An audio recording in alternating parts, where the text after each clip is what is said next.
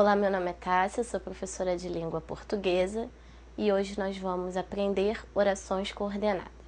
Os temas que serão abordados na nossa aula de hoje: oração, período e período composto por coordenação. O que você sabe ou lembra sobre orações coordenadas? Antes de nós aprendermos sobre orações coordenadas, vamos recordar primeiro o que é oração e período. São duas definições importantes para que possamos aprender orações coordenadas. O que é oração? É o enunciado que se estrutura em torno de um verbo ou uma locução verbal. Então vejamos o exemplo. A população precisa de saneamento básico. Precisa é o meu verbo. Então eu só tenho um verbo, logo eu só tenho uma oração. No exemplo 2, queremos que a justiça impere. No exemplo 2, eu já tenho dois verbos. Eu tenho o verbo queremos e o verbo impere. Então, eu tenho duas orações. Então, o que nós podemos perceber é que o número de verbos será igual ao número de orações. Se eu tiver apenas um verbo, eu tenho uma oração. Se eu tiver dois verbos, duas orações. Três verbos, três orações. E assim por diante. E o que é o período? É a frase constituída por uma ou mais orações. Quando possui apenas uma oração, é classificado como período simples.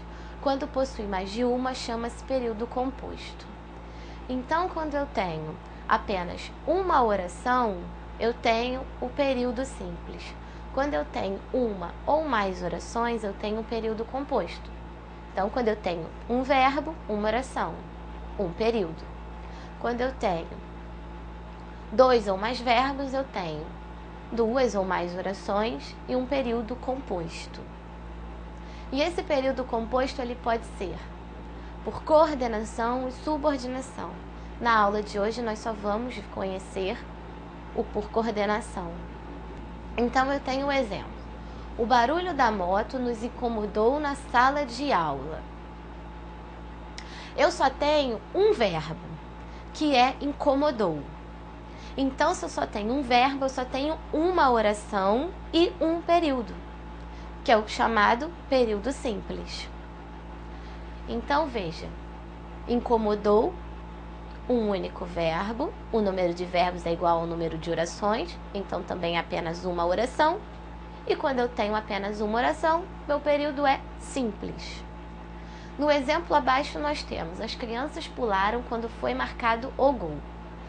Então, nessa frase eu tenho um verbo e uma locução verbal.